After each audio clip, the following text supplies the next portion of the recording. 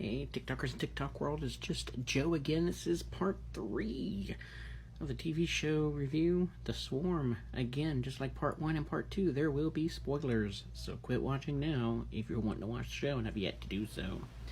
Where we left off in part 2 was the last episode, episode 8, halfway through.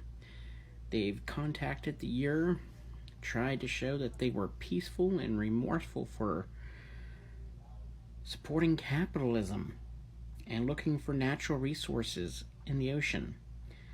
This 1 billion-year-old one-cell organism creature, which is apparently smarter than all of mankind, didn't quite take too care for that, so it started to wipe out a massive portion of West Africa with tsunamis. So they're the humans on this boat, the world's wisest scientists. Their response to that is they had some of the Year in a moon pool on the boat. So they took a common painkiller that's found in all hospitals, and apparently that's the only thing that kills the Year. So they took a droplet of it and dropped it into the moon pool that some of the Year were in. Oh, and this one-celled organism can be one cell or multiple cells, or a creature the size of Godzilla at its will. Anyways, this blob, if you will, that was floating in the moon pool, reacted to this little microscopic drop of this painkiller. It made the water come out like fingers or whatever, and made this massive scream yell, because it was dying, and when it did, it broke all the windows in the boat, released off an EMP when it died, and apparently the echoes of the cry went into the ocean, according to one of these scientists. So the rest of the Year outside the boat realized what happened and became one big massive blob sheet, glowing blob sheet, grabbed the non-powered, no longer working boat, and like a hand was floating it through the ocean, ramming it into icebergs, trying to say how mad it was. So the scientists have decided that one of the people that died from that death cry should be injected with an entire syringe amount of this painkiller, and then driven down to the bottom of the ocean and released there, where apparently the Year stays underneath the Arctic ice, and hoping to kill most of it. And that when it does cry out in pain and die, because it's so deep in the ocean, that the ocean's depth will somehow quiet the scream of pain, so the Year all around the earth won't retaliate and kill every man on earth at the same time. So that is where we are now. Let's continue. There's a chance his white blood cells are still alive. If they are, they might fuse with the Year in the chest, right above the heart, just before you release him, okay? Okay.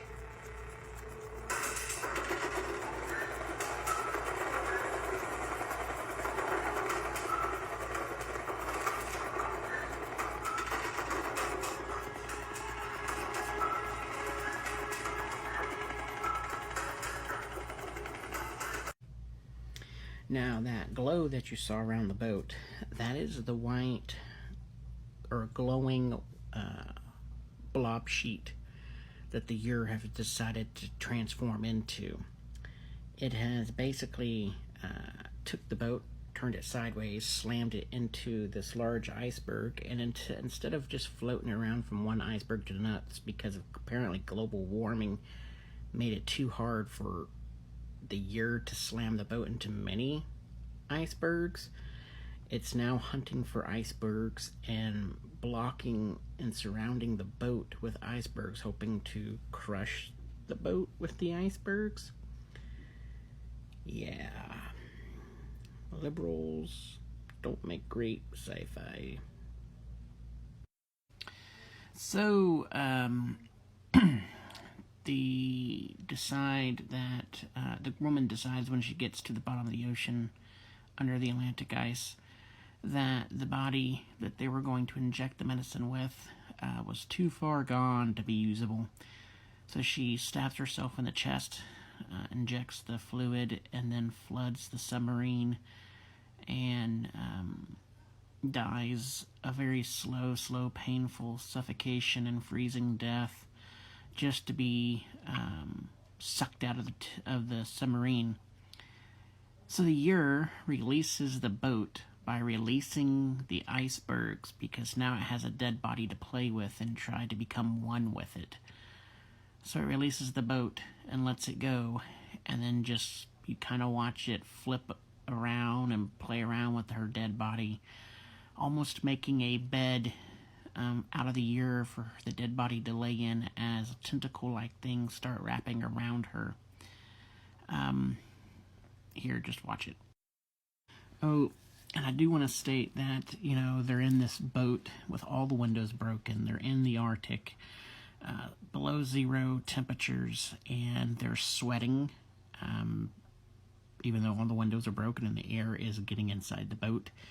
And they walk outside, put their hands on metal poles and their hands aren't sticking. They act like they're not, of course they're not really there in real life, but you would think that they would try to make it seem like they actually were, but here, just watch.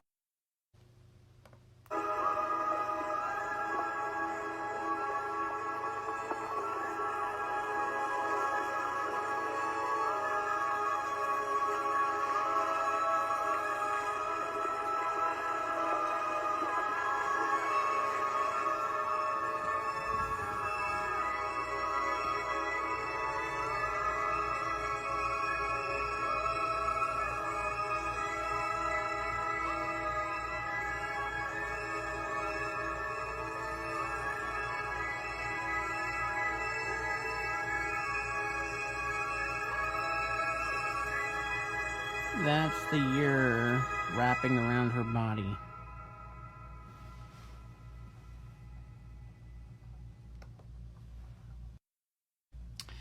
Then you watch her body appear on a seashore somewhere, you're not sure where.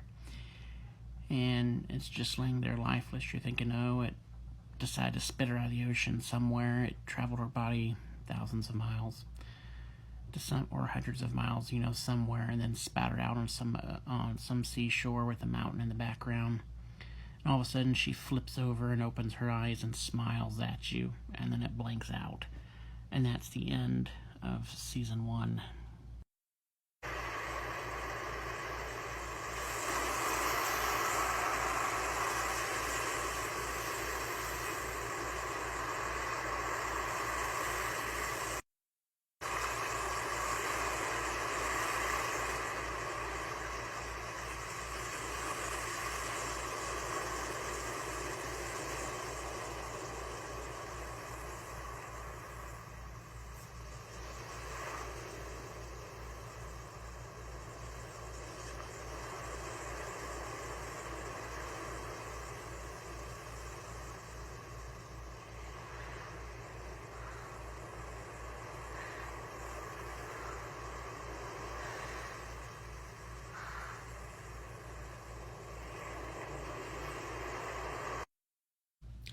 So I guess season 2 is going to be her showing back up with the Ur inside of her, and either she's their mouthpiece or whatnot. But again, the whole entire first season was about how capitalism is what decided to destroy the oceans or something, because we were looking for natural resources. And so therefore this one-celled organism, smarter than all of mankind, decided to punish mankind because of capitalism. And then because of global warming, it had to go find icebergs to try to crush people instead of just having icebergs everywhere to use to crush them. And that was pretty much all of season 1 in that one sentence. Hopefully season 2, if they even get to season 2, will be better. Alright, well, that was the review. Hope you enjoyed it.